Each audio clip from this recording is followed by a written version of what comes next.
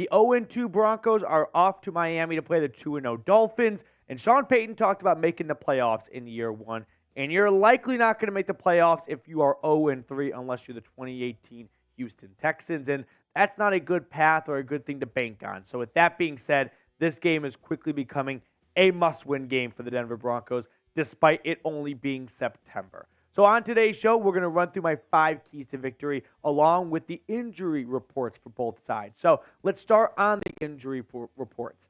Frank Clark, Mike Purcell, Justin Simmons, and Garett Bolles, the only 4 guys on the injury report for Denver. Frank Clark, who missed week 2, did not practice for a second straight day on Thursday. Mike Purcell and Justin Simmons were limited, or Mike Purcell and Justin did not practice, but I think there was a much more positive, upbeat chance that those 2 guys play compared to Frank Clark. And then Garett Bolles, who was limited for the first day of practice, was a full participant during Thursday's practice. Now, Denver only has 4 guys on their injury report. Miami, meanwhile, they have 10 players on their injury report. They've got their backup running back, Ahmed, who did not practice with a groin injury. Jalen Waddle, we'll talk more about him later on. He is in concussion protocol. He did not practice. Tyreek Hill is limited with an ankle, although I'm sure he will be ready to go. Julian Hill, Tyler Croft. You have Teron Armstead with a lot. He has an ankle injury, a back injury. Pretty much he's hurting all over right now. Haven't seen him play yet this year. I don't think we're going to see him in week 3, which is a bit of a dodge bullet for Denver's pass rush. Raekwon Davis with a wrist was limited. Jalen Phillips, he is one of their up-and-coming stars. He might not be a household name league-wide, but I think he might get there one day. He is still working his way back from a back injury that's been somewhat concerning because he just can't quite seem to get over that hump. And then some other, less notable guys, Van Ginkel and Campbell, who were full and limited participants in the last 2 practices. But Jalen Waddle, definitely maybe the biggest name of the bunch, you could say. He got a concussion, or at least he was put into concussion protocol with concussion-like symptoms after taking a big hit in Sunday Night Football against the Patriots. If Jalen Waddle can't go, this passing unit for Miami is not going to go down the drain or anything. They still have Tyreek Hill. He's been the best wide receiver in football so far through 2 weeks. But they do have a 2-headed monster between Waddle and Hill. So lucky for Denver, they could dodge a bullet if Jalen Waddle is unable to go. This is definitely a key injury to keep an eye on moving into Sunday. Now, who do you got in this game? I do want to know. Broncos or Dolphins? I've picked Denver to win the first 2 games so far this year. I'm 0-2. I have a feeling we are all 0-2. Now, I'll give you my score prediction at the end of the game, but I do want to hear from everyone right off the bat. Who you got, Denver or Miami? Let's get into my 5 keys to victory if the Denver Broncos do want to pick up their first win of the season. My first key is play the second half. They have just decided as a group, there's only 30 minutes of football. We are going to mail it in for the last 30 minutes of the game.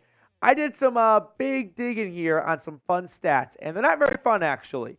The first half Broncos are beating the second half Broncos 37-15.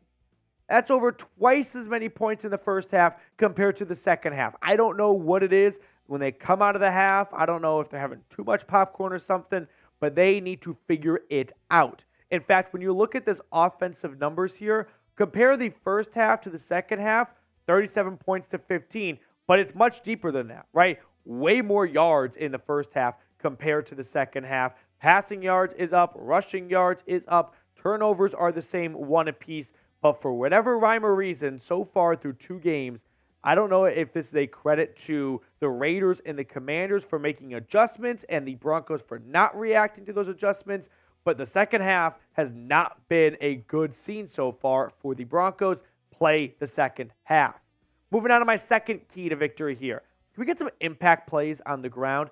I'm still waiting for that big rush to kind of send a jolt of energy into the crowd or onto your couch. Because Javonte Williams and Samaje Perine, they are still trying to get themselves to a spot where they can bring some impact plays. I mean, I'm going to give Javonte Williams a bit more time because he's coming off a very scary knee injury last year.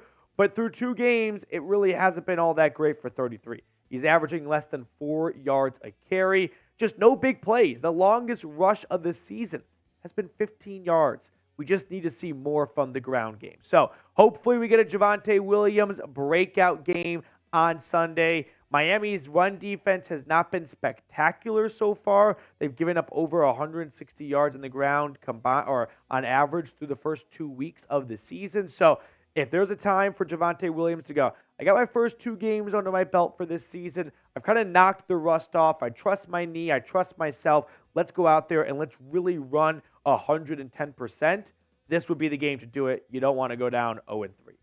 I do want to give a quick thank you read, if you will. We crossed 16,000 subscribers, and I know it to some it might not feel like a big deal, and it's just 16,000. No, what matters? Well, it matters to me because the more subscribers we get, the more studio space I can get here, and that means more content for you guys. So please consider supporting the show by subscribing down below. It would mean a ton to me, but to everyone that has subscribed, thank you guys so much. It really does mean a lot. Moving on to my third key to victory here. Damarri Mathis needs to turn it around. On yesterday's episode, we did a deep dive on why Damarri Mathis is not playing well and some options Denver could turn to in free agency if 27 does not pick it up. Because so far in coverage, I don't want to put it all on him, but when you give up 3 touchdowns in 2 games and this team has lost by a combined 3 points, don't you think one guy might be a little bit more responsible than the rest of the group? Now, the scary news is his assignments are not going to get any easier this week. If Jalen Waddle can go, it is the best wide receiver duo in the NFL between Tyreek Hill and Jalen Waddle. And you know Pat Surtain's going to have his hands full guarding Tyreek Hill, which means if Jalen Waddle's playing, Damarri Mathis covering Waddle scares the bejesus out of me. And to Vance Joseph, I don't know why you've kind of flirted with taking Surtain off a team's number 1 wide receiver. I saw him away from Davante Adams way too many times in week 1. I saw him away from Terry McLaurin way too many times in week 2. In fact, he wasn't even guarding him on that last play or so before the half where Terry McLaurin scored to give the Commanders some life going into halftime. Damarri Mathis was in on coverage. So Vance Joseph, do not take Pat Surtain off Tyreek Hill ever in this game. Have him shadow him. Have him follow him everywhere he goes on the field. Don't overthink it.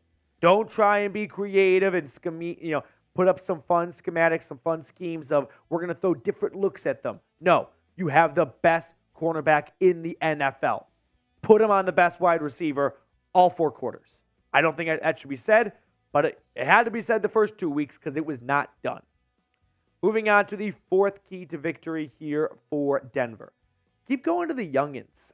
Maybe I'm a prisoner of the moment, but Marvin Mims popped off for over 100 yards and a touchdown in the first quarter in week 2. So keep feeding the rookie. Keep looking for the deep ball. It was there in week 2. Let's get that going in week 3. He's got that incredible speed that can, flip the field and whatnot.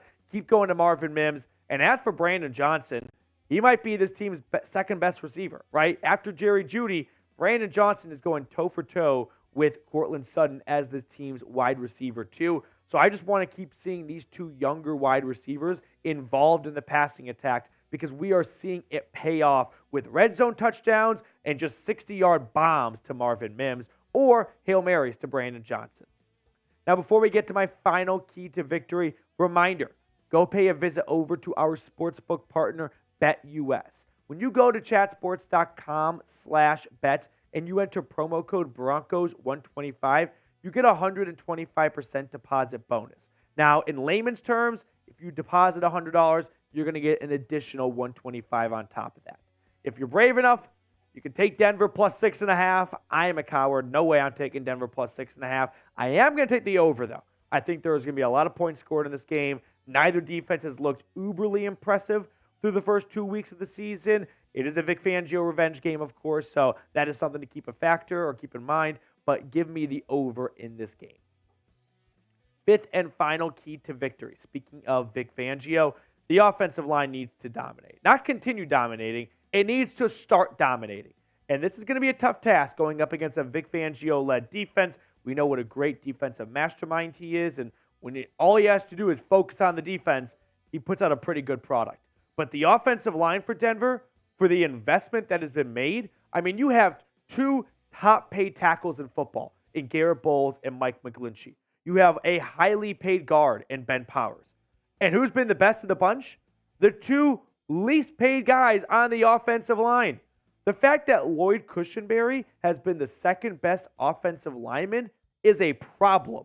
You have invested a ton in McGlinchey. Let's see it. I mean, I know he missed a lot of camp, and that's going to get a bit of a pass, but we're 3 weeks into the season now. That leash is quickly getting shorter and shorter. Quinn Miners continues to be one of the most underappreciated linemen in all of football, so he's not really included in this verbal spanking I'm giving out here. But I need McGlinchey and Bolles to start picking it up. I need Ben Powers to start picking it up. And Lloyd, keep doing your thing, dude, because this is the best season we've seen from you so far. So I'm sorry that you're the second best player on this offensive line when usually the fifth, but I'm happy to see you playing well. But the fact is, McGlinchey, come on, dude. We need to see more. You got the bag in the offseason. Do not check out, please. Do not be the next Broncos offensive lineman that gets paid and then it's sayonara. Now, predict the score for me, Broncos versus Dolphins. I'm going to give you my score prediction in just a moment, but take advantage of this opportunity to scroll on down and let me know who you got in this game. You might have hoped for a better outcome here, but I've got Miami winning it, guys. 30-14. I think this is a big punch-in-the-face kind of game coming where the Dolphins are 2-0. They're one of two unbeaten teams in the AFC. It's a long way for Denver to go to South Beach. I've got a bad feeling about this game. Now, I had a bad feeling before the Broncos-Cowboys game 2 years ago, and that result could not have gone differently than I thought. So hopefully that's the case here, but I do not have a good feeling, boys and girls. I am sorry, but I've got Miami winning, and I've got Miami covering even. All right, that's going to do it for us on today's show. As long as you did not hate my score prediction, which, hey, at least I'm being honest and not just being a homer for all 17 games, consider subscribing down below because we're going to continue to grow here, and we are now marching towards 17,000 subscribers.